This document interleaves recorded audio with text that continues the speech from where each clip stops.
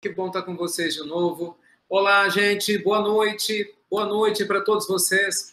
Começando a nossa transmissão oficial pelo nosso canal aqui do Instituto Ricardo Mello pelo YouTube. Sejam bem-vindos, né, a essa nossa live, essa nossa palestra online aqui, mais uma vez, falando sobre como superar a ansiedade, a depressão, esses dois flagelos, né, que tiram tanto, né, gente, da nossa paz, da nossa alegria interior. Hoje nós vamos, então, conversar um pouco sobre como superar as ansiedades. Nós vamos falar sobre essa questão do flagelo destruidor que é a depressão nas nossas vidas e, principalmente, algumas alternativas para que a gente possa realmente superá-las, tá bem? Antes de começar a falar direto ao assunto, eu só quero trabalhar com vocês. Nós vamos ter 3 momentos essa nossa palestra. No primeiro momento, eu quero te falar um pouco sobre as grandes dificuldades que, hoje, na nossa vida, normalmente inspiram-nos a estarmos entregues às ansiedades, nos levam muitas vezes à depressão, à angústia, né, a ficar sofrendo no futuro ou no passado. Vamos falar um pouco sobre isso. Que padrão é esse de vida, né, que a gente tem que se libertar para a gente poder melhorar um pouco essa realidade. No segundo momento, eu vou trabalhar com algumas técnicas, dicas práticas para te ajudar a ter uma mente mais serena, a ter um coração mais em paz, mais leve, não é? Que é o que a gente quer para todos nós, né? Eu desejo para todos vocês. E na terceira parte, eu vou abrir o espaço para perguntas e respostas, em que, com todo carinho, estou aqui disponível para a gente conversar um pouco, tirando as dúvidas de vocês diretamente. Tá certo? Qual de nós nunca passou pela seguinte situação? Imagina você chegando em casa, depois de um dia intenso de trabalho, depois de um dia intenso de estudos, ou de arrumar a sua casa, depois de um dia intenso qualquer. Aí você chega à noite e vai dormir com aquela sensação de que alguma coisa está faltando, ou com a dor de cabeça, ou com um monte de pensamento negativo. Aquela sensação de que, infelizmente, não sei, tem um vazio dentro de você. Talvez um questionamento sobre a vida, um questionamento sobre tudo. Quem nunca passou por essa situação, ou pelo menos nunca acordou uma única vez, com aquela sensação de o que eu vou fazer com a minha vida? Não. O que eu vou fazer com o meu dia? Quem nunca acordou com a mente agitada? Não é? Quem é que nunca acordou com a sensação de que está faltando alguma coisa para que nós possamos realmente estar em paz e muito mais felizes? Gente, viver no meio de uma correria cotidiana como essa nossa, no meio do estresse, no meio de pressão, não é privilégio de ninguém. Todos nós estamos vivendo num mundo muito delicado, de muita pressão, muita comparação, não é assim? A gente é pressionado a ser melhor o tempo todo. Observa, desde criança a gente é pressionado para ser melhor do que o vizinho, do que o colega de sala, ser melhor do que um concorrente para conseguir um trabalho, ser melhor do que um concorrente, não é assim? Para você conseguir ser feliz no amor, para conquistar o amor da sua vida, a pessoa que está do seu lado. O tempo todo, a gente é estimulado a competir. Olha como o esporte coletivo atrai a atenção das pessoas. Por quê? É competição o tempo todo. O Brasil é campeão do futebol, o Brasil é campeão do vôlei. É competição. A gente liga a televisão o tempo todo, as intrigas das novelas, que atrai a atenção do público, observa, sempre tem uma competição. Alguém que ganha, alguém que perde. Estou mentindo? Observa. Os romances que vendem milhões de cópias é sempre o mocinho e o bandido. Os filmes de Hollywood, a mesma coisa. Sempre tem essa estrutura, né? A briga de uma pessoa que ganha, outra pessoa que perde, uma pessoa que tem um sonho. Normalmente os filmes começam assim. O mocinho começa perdendo, não alcança nada, tem uma grande frustração. Né? Aí no meio do caminho, claro, alguma coisa acontece, a gente chama isso de jornada do herói, que é como se conta histórias. Aí no meio do caminho o mocinho se transforma, não é? E de repente, uau, tudo dá certo. Como se fosse assim, num passe de mágicas. Bem, sabe o que acontece? A gente começa a assistir essas coisas e a gente começa a achar que a vida é assim. Que viver é competir para ser melhor do que o outro. Que viver é você pautar o seu estado de bem-estar e de felicidade pelo que as outras pessoas acham. Que viver é simplesmente abrir mão dos nossos sonhos e começar a prestar atenção no que o mundo acha que é melhor para a gente. Aí o que acontece? A gente cria uma geração de pessoas frustradas, porque é lógico que a gente não consegue atender a expectativa de todo mundo. A gente, infelizmente, né, cria uma geração de crianças hiperativas, porque essas crianças aprendem com os pais a serem ansiosos, a temerem o futuro. Para piorar a situação, com a internet, que deveria nos ajudar, muitas vezes acaba atrapalhando, né? Porque a gente passa a ter um volume de informações muito grande nas nossas mãos, de uma hora para outra, e nem todo mundo sabe o que fazer com isso, a verdade é essa, não sei você, mas tem um monte de gente que fica tenso, estressado com tanta informação.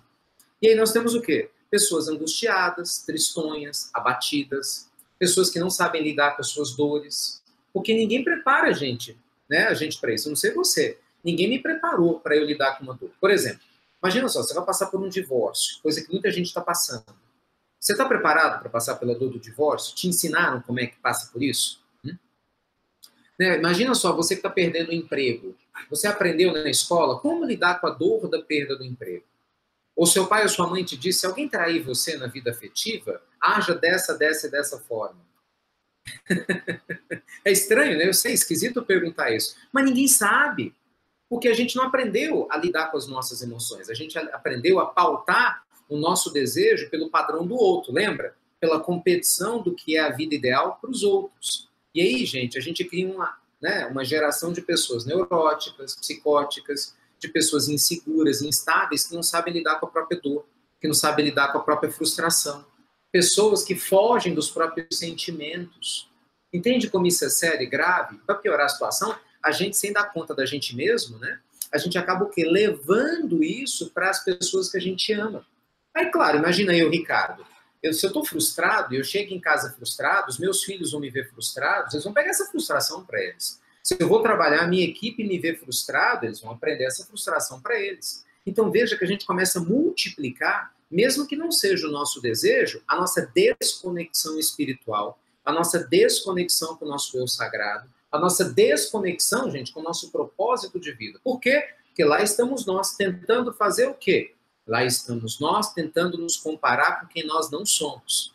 Ou as pessoas vivem prisioneiras do futuro, que a mente é ansiosa, não é assim? Ou as pessoas vivem prisioneiras do passado, que a mente é angustiada com o que já foi. Então pensa o seguinte, se você é uma pessoa que vive com culpa, arrependimento, tristeza, mágoa, angústia, você é um prisioneiro do passado, é um museu. Na verdade, é um museu. Tem que chegar perto de você e te dar, toma, R$20, entrada para o museu. É a pessoa que vive do ontem. Tudo é história do ontem. É a minha vida que não deu certo, fulano que não me amou, meu pai que não me deu uma chance, minha mãe que não me quis, não é assim? O dinheiro que eu não tive, o lugar que eu morei que não foi legal. E a gente vive num passado, gente. E vai criando esse redemoinho de memórias e emoções que aconteceram lá atrás. 20 anos atrás, 10 anos atrás, 2 anos atrás, ou semana passada, não importa. Passado ele já foi. Mas se a gente não consegue dar um jeito de como construir, meus amigos, infelizmente, o que acontece? É a nossa paz interior, se a gente não consegue fazer isso, a gente se desconecta, não é? Do momento presente. E é lógico que uma pessoa desconectada dela, do seu propósito de vida, imagina, alguém que está se comparando com a época que não existe mais, que é o passado. E aí você se compara com o que você acha que você devia ter feito e não fez. Porque é isso que ensinam para nós. É claro que você fica ansioso. Como que não fica? É claro que você vai ficar depressivo e triste. Você vai falar, poxa, eu sou incompetente mesmo. Né? Nossa, eu não dou conta de nada. Realmente, quem sou eu? Olha quanta besteira que eu fiz. E aí a gente vê os vizinhos, as pessoas do lado, né? Parece que todo mundo é feliz. Você já notou, não? Que a grama do vizinho é sempre mais verde. Né? Impressionante. A gente sempre acha isso. A família do outro, do colega é melhor. Na nossa opinião, a vida financeira do outro é melhor. A pessoa tem uma saúde melhor do que a minha. Tem uma vida afetiva melhor do que a minha. Normalmente a gente sempre acha que o outro tem algo que a gente não tem. Meus amigos, a vida real aqui na Terra, para quem está encarnado, é assim. Cada um de nós tem os seus desafios. Cada um de nós tem o seu desafio para ser vencido, para ser transposto. Esquece o outro sob esse aspecto de comparação.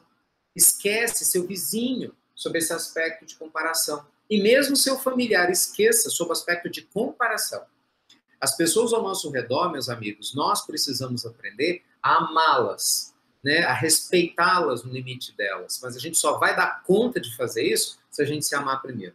Não é? A gente só vai dar conta de amar uma pessoa, inclusive uma pessoa difícil, um parente complicado, que enche a nossa paciência. A gente só vai dar conta de atrair com muito carinho aquele colega de trabalho, né? Difícil, no dia que a gente se amar, que a gente se respeitar, né? No dia que a gente se valorizar de verdade. Mas como que você vai se valorizar se você vive pensando em quem você deveria ter sido e não foi? Ou vive pensando em quem você deve ser e não consegue ser.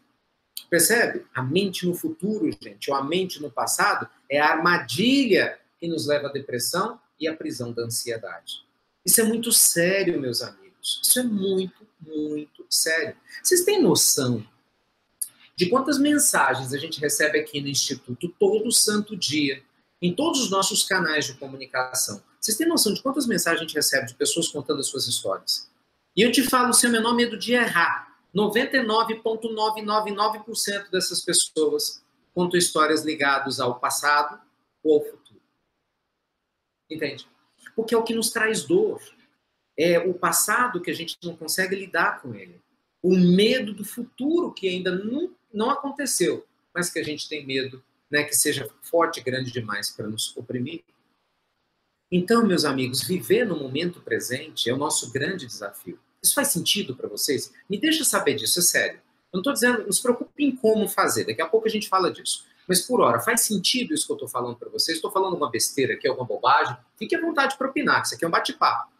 Porque assim, não tem como. Se você não acreditar que você precisa trazer sua mente para o momento presente, se você não acreditar que você tem que parar de se comparar com os outros e aprender a viver no aqui e agora, se você não acreditar que você tem que parar de colocar a sua felicidade na mão das pessoas que estão do seu lado e você assumir a responsabilidade que te cabe, desculpa, você não vai sair do lugar. Enquanto você acha que o outro tem que te fazer feliz, que o responsável pelo teu bem-estar é o teu patrão, é teu pai, sua mãe, seu marido, sua esposa, seus filhos, entendeu? É o mundo, você não sai do lugar.